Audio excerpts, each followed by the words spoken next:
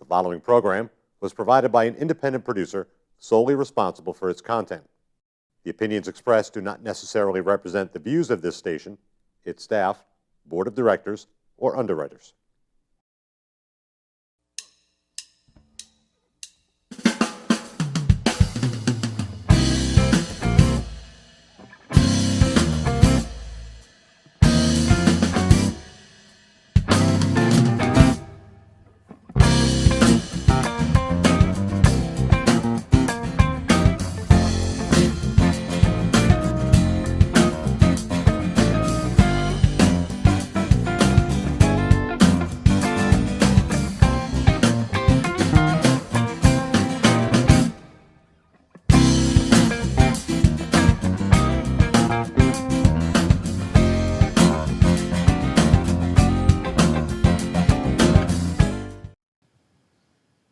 Welcome to another episode of Gate City Chronicles.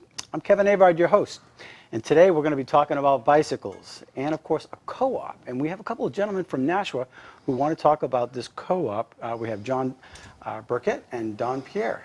Did I do that right, gentlemen? Pare, good enough. Pare. It has an accent, so Yeah, it's it's a always, nice Irish name. always tough. Welcome to the show. Well, thank you very much. All right, we got a nice prop behind us, and it's a bicycle, and we see a lot of bikes around town. So what is the co-op, and what's going on? The co-op we started about a year ago. As a matter of fact, our anniversary is coming up early in August. This started for me personally about 8 years ago when I became a certified mechanic, bike mechanic, after I retired from Hewlett-Packard. I came back and I wanted to do something with that. I realized that I didn't want to work in a bike store, but I still wanted to work on bikes. And the soup kitchen was looking for bicycles through their employment division, or their employment group. Why would they? Why? Because once you have a bicycle, if you're low income, car may be out of the question. The buses may not go where you want or when you want. Right.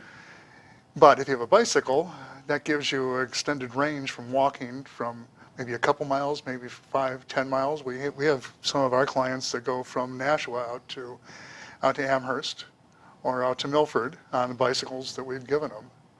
So we think it's changing their lives. Very liberating. Exactly. Yeah.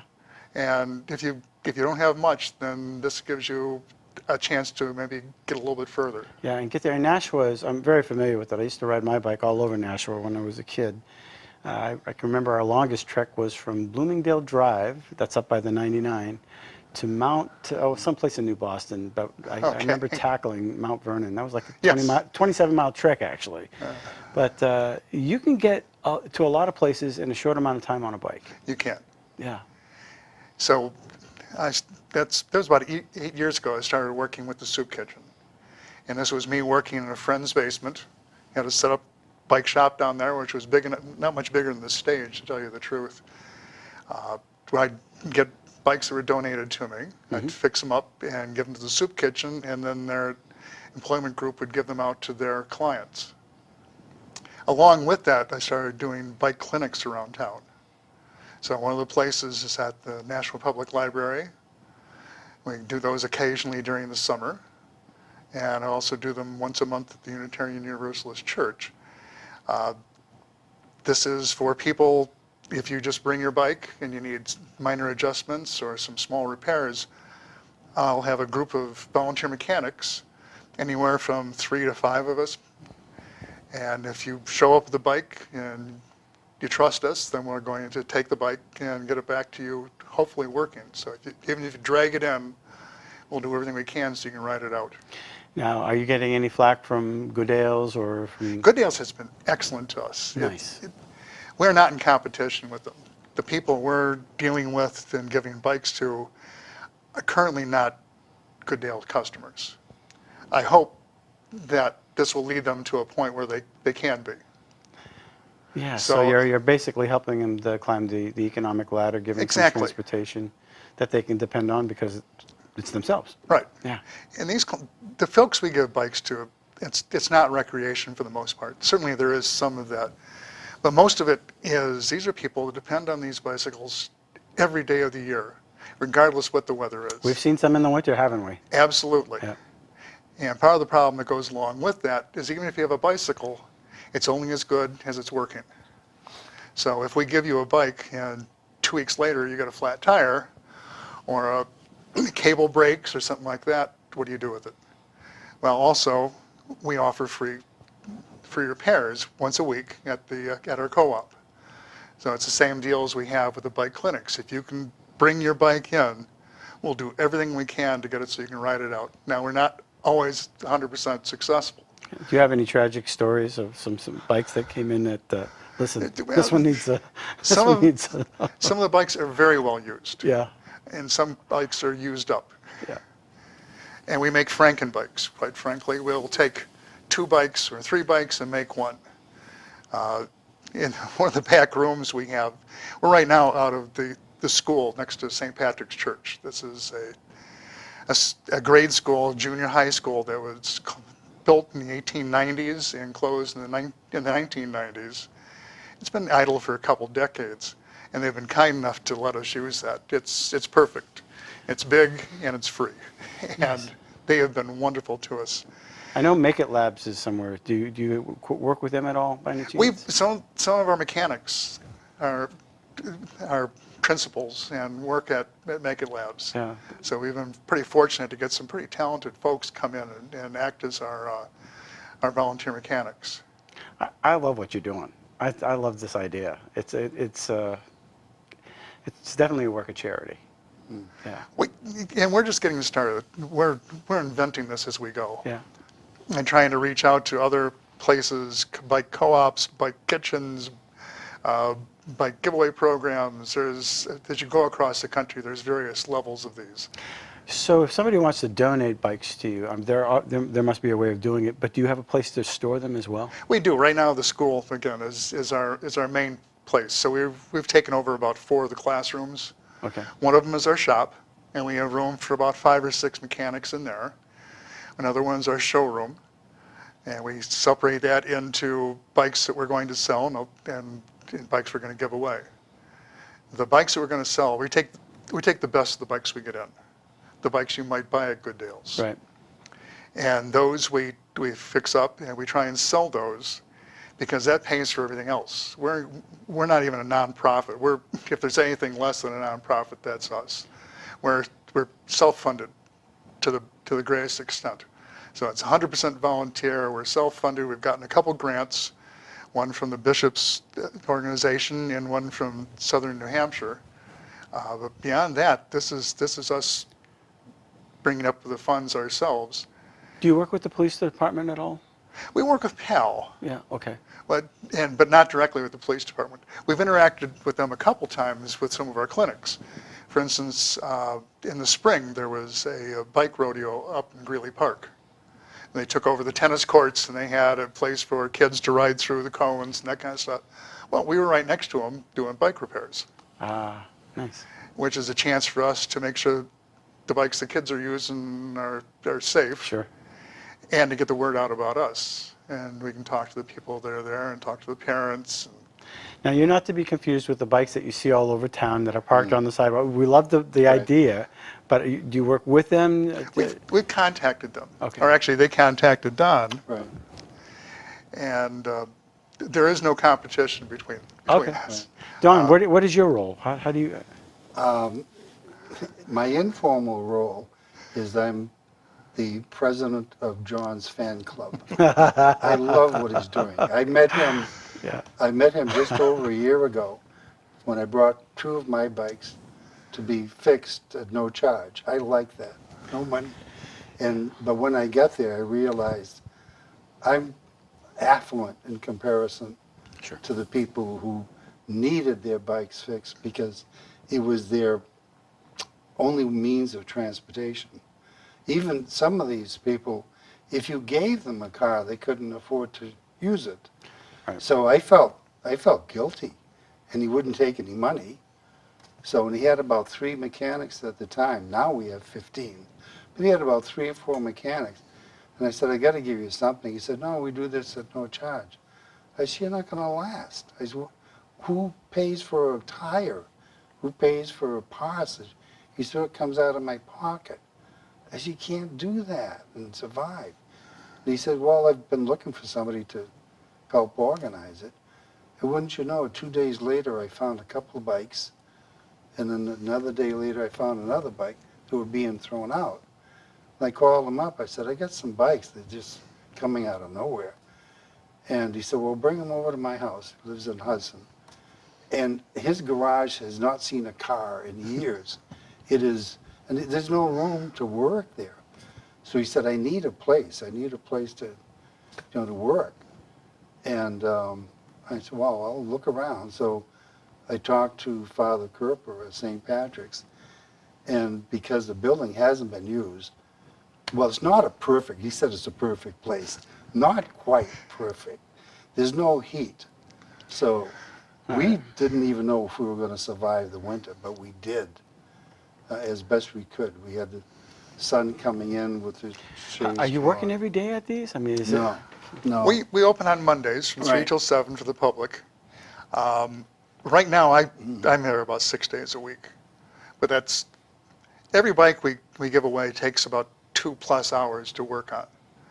And we've given away 400 bikes Nice. Since last September. Not just Nashua, and then you got to be in Hudson because you live in Hudson, right? This is all through Nashua. All Nashua, okay. Right.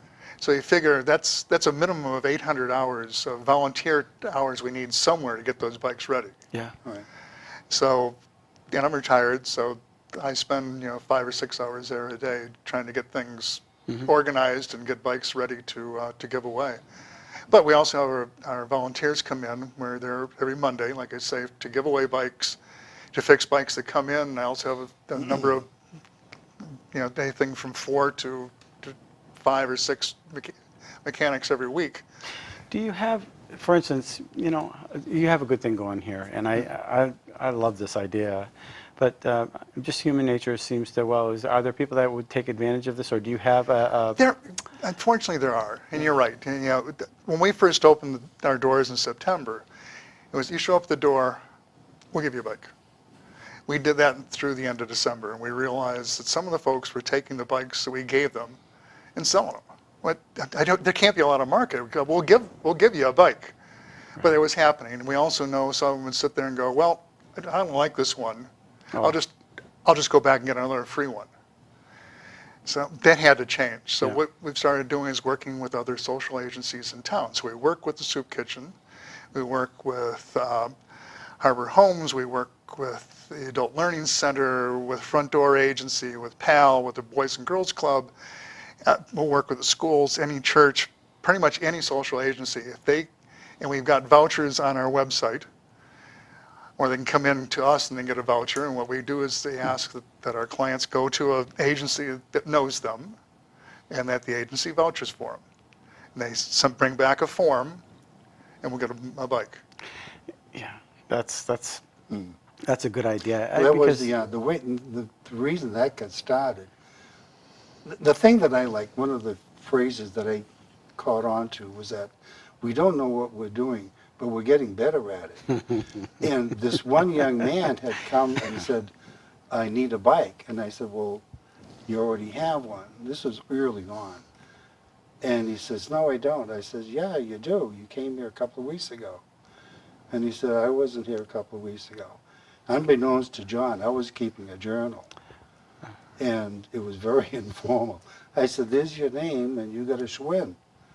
And he said, well, they got stolen. Okay, I said, oh, did you report it to the police? Yeah, but they didn't do anything about it. So wouldn't you know it, right around the corner came Officer Mike from PALS. I said, Officer Mike, this young man had his bike stolen, brought it to your attention, you guys did nothing about it. And he said, Johnny, let's go talk. It's not his name. John, let's go talk privately. So when they were finished, he came back. He says, I'm going to go find my bike. I said, good idea, Johnny. So he came back 2 weeks later. He said, I really need a bike. I said, I believe you. I said, what happened? He said, when I went back to the shelter, one of the guys I want to be friends with said, hey, nice bike, Johnny. Where'd you get it? He said, I got it for nothing down by the church. He said, oh, I'd like one. He said, here, take mine. I'll go get another one. I said, can't do it that way. Right. But the kid was right. He said, I was avoiding the middleman. I said, you know, I would do the same thing. So I said, this is when John and I, we got to So- keep them honest. Yeah, and there are a level of accountability so that the good thing in nature of Yeah. what you're doing is Well, is this also productive helps for us get everybody else. involved with the social agencies in town. Right. Yeah. So eventually we can go back to them because we get the vouchers, which means we've got a history now. Yep. We can sit there and go, well, you sent 5, 10, 50 clients to us. We'd like you to spread some word about us so that we can start doing some fundraising. So maybe we can find some more mechanics. We can get bicycles coming to us. We can get parts, tools, everything that we need. Publicity is always going to be an issue with this, trying to get the word out and trying to get people to know who we are and what they can do with the bikes that are. Be nice if a Walmart could contribute a little bit or a big, They have. Oh, they have. They Really? have, yeah, we Nice. get, yeah, as a matter of fact, Goodale's contributed as well. And also, I mean, support from the community has been fantastic. Bagel Alley is right next to us. So when we work, right before they close, they give me 2-3 bags of bagels, about 100 bagels. So when I give it to the mechanics and the clients Oh, nice. as well. And we always have refreshments for them, some water and stuff, nothing expensive. And then at 5:30, we have a break. At 5:30, Nashville House of Pizza gives us 2 large pizzas That's on Harbor Ave, right? on Hollis Street, Yeah. Nashville Well, House. I'm sorry. Yeah. I lived on Harbor Ave. Okay. I used to go get the pizza from my dad Okay. off of Hollis Street. So Okay. it used to be Greek pizza, but now, Yeah. now it's Nashville. Madeline, the owner, and Nick, when they came in, I was buying pizza. It wasn't that expensive. And after about the 4th or 5th time, they knew of us. They hired one of the guys that got a bike from us. They were very appreciative. So Madeline or Nick said, you're paying for the pizza? I said, yeah. He said, not anymore. So we get free pizza every Monday. All they do is call and Nashville's great. that's it. There's I a mean, lot the of lights here support- in this town. Yeah. It's often too hidden, Yeah. but as we get to know more and more people, yeah, there's a shadow group Yeah. that makes things happen in town. Everywhere. You see it. I've interviewed a number of people over and over and over again, and they just talk about this organization or that organization, like the Front Door. You know, there are a whole host of organizations out there that, you know, if somebody's hurt and there's some resources around, and there are a lot of people willing to give a hand, and that's what really makes this big little town a community. And that's what we're trying to be Yeah. a part of. Yeah. Our main partner in all this is the soup kitchen, Yeah. who is our fiscal agent. Because right now, we're having a hard enough time just finding bikes and fixing bikes and getting them out the door and that kind of stuff, and trying to become our own nonprofit was just, you know, can't we just give us a push and we'll get things going. And they're acting as our fiscal agent. So as we grow and learn what we're doing and get better at this stuff, eventually we'll probably want to move towards being our own 501(c), but at this point, that's a huge burden off of us. Yeah. Right. No, that's interesting. And so my head is spinning thinking about, you know, how many garage sales are out there or yard sales out there? Are there so many bikes that are just cluttering? I know of one. Sure. You know, when the teens learn how to drive, that bicycle becomes history. Yeah. Well, that's where this one came from. Right. This, one of those rooms that I talked about in the school, we have filled with bikes that have been donated. Some better and some worse. Getting ready to come over here today, Don suggested I bring a bike, so I went in and just grabbed like the first one I could find. This is actually one of the better ones that we would give out to our clients. It's essentially a hardtail mountain bike, so there's no suspension. It might be called a hybrid as well. The nice thing about this is it's clean. It's got straight handlebars. Right. I don't know about you, but I don't do road bikes anymore. I'm trying to bend over and do the drop handlebars. My back won't take it anymore, and quite frankly, a lot of our We clients used to turn around when we were Although kids. he used it, was it today? I did. He lives in Hudson, probably about what? It's 8 6 miles. It's 6 miles? 6 miles. And he rode in Is that about a 10 Worked minute, on the 15 bikes? minute, maybe Oh, 20 no. minutes? It's about a half hour. about a half hour, yeah. Got to go over that bridge. Oh, Yeah. I remember when that was a one bridge years ago. But So- this is perfect. We do get road bikes occasionally. Unfortunately, a lot of them are 10 speeds. So back in the 70s, 80s, and 90s, these wonderful bikes came out, and Schwinn had them, Yeah, and I had Raleigh one. had them, and they were 10 speeds, and everybody had to have one. And they were probably wonderful bikes 40 years ago. Our clients don't want them. So we do have a bunch of them, and we're trying to find a way of using those. But for the most part, mountain bikes are the best adult bikes we can They're we can get. year-round type of bikes. Yeah. Yeah. Or So, you get are the we full loo- suspension ones too, and those are just heavy. Are you doing anything for, say, younger kids that aren't basically using it for transportation, or you? For I've been just working for- with the Boys and Girls Club one day a week for about 3 years. Basically working with young teens, so it'd be junior high and high school kids. I'd go over there, and they've got a bunch of bikes, and the idea was, you're going to fix them, and I'll look over your shoulder, and we'll help you do that. So one of the success stories we've had is Faustin. Faustin is a immigrant from Rwanda. I don't know his entire story, but he started working with me at the Boys and Girls Club. And then he started coming over and working with us at the co-op. Spending, 3 or 4 hours a week, maybe more, working on bikes and stuff. Well, about 3.5 months ago, he got a job at Goodale's. And they And- love him. They love him because he works well with the adults. And he get more or less trained by the adult volunteers who want to work there, who love to work there, and they don't get paid. So there's a camaraderie there that exists. When you walk into that room, I'm not a mechanic, they won't let me touch anything. But when you walk into that room, there's a camaraderie that exists that is just blows your mind. And so this Faustin, learn how to socialize with people properly. Yeah. He knows his limitations, because in Rwanda, you didn't have the tools. Right. That's one of the problems that, one of our wish lists, if you will, is we need tools that are appropriate for bikes so that they can be used properly and quickly. So Faustin worked out extremely well. So now he's working full-time Yeah. during the summer. And I'm going to meet him at the co-op about 7 o'clock tomorrow morning, and we're going to work on bikes. And then from there, he's going to go back over to Goodale's and spend the rest of the day over there. Oh. And now he's teaching me stuff, because Obviously, there's Goodale's some got some of the tricks. newer technologies and stuff I'm just not used to working with. So it's wonderful. If there's an American success story, I think that's part of it. Oh, it's nice to see Goodale's as part of it. I bought many bikes as a kid from Goodale's. Good people. They Used to have be been, here on Main they've been Street, great yeah. to us. Yeah. They've given us tires that Parts, they were overloaded old- with. Parts. They have a bike swap every Yeah. spring, and we contribute some of our bikes to that, and sold them through them. So we have an account with them. But some of the bikes that didn't sell, they talked to the customers who dropped them off and said, if you don't want them back, we'll donate them to the co-op. Good bikes.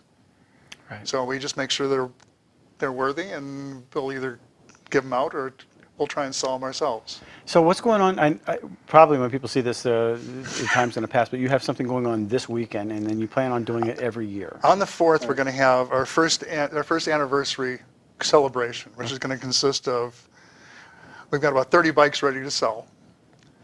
So we're going to sell those. We're going to have an ecumenical blessing of the bikes and the beneficiaries. So we've got a number of ministers coming from St. Pat's, from Holy Cross, and Unitarian Universalist Church.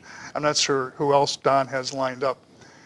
We're going to have a free bike clinic. So if you've got a bike that needs to be worked on, bring it in. We're willing to work on any bike that gets brought in. We do not want to be in competition with Goodale's. Right. The idea is, we're hopefully, if you can afford to go to Goodale's, please do.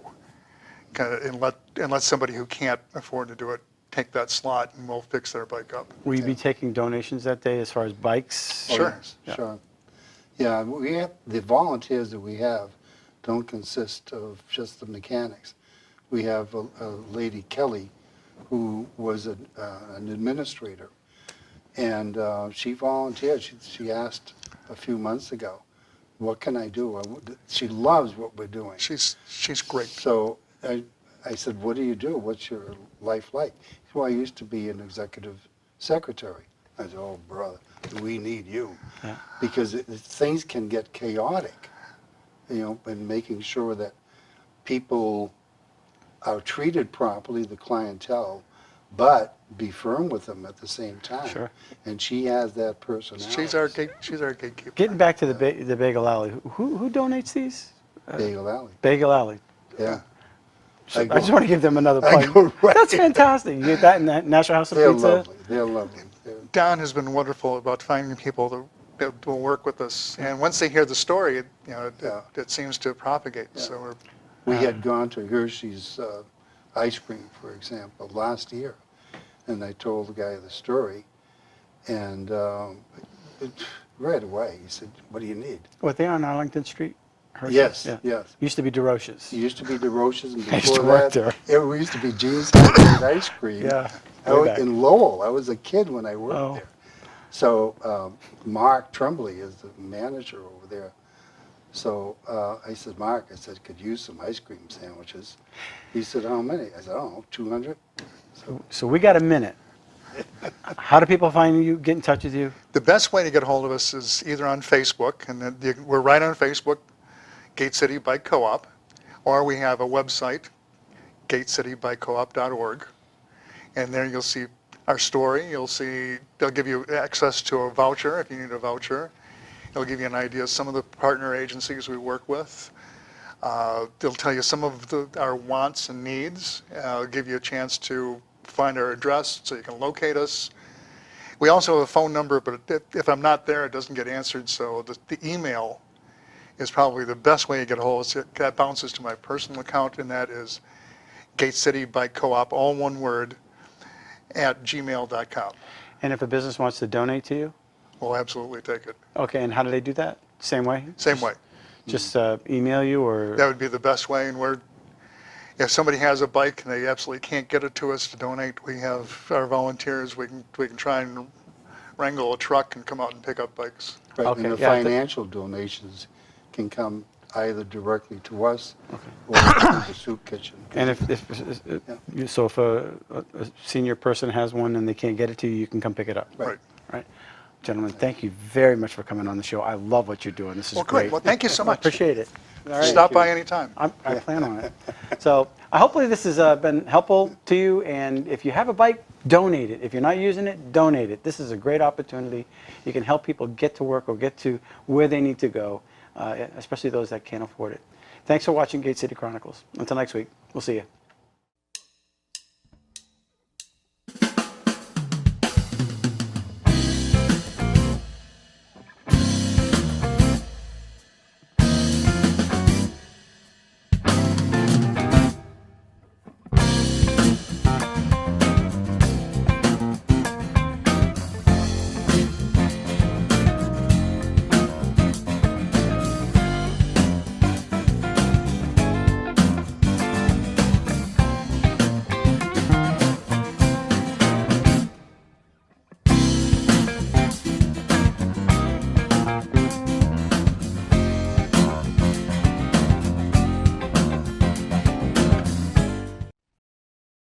The preceding program was provided by an independent producer solely responsible for its content.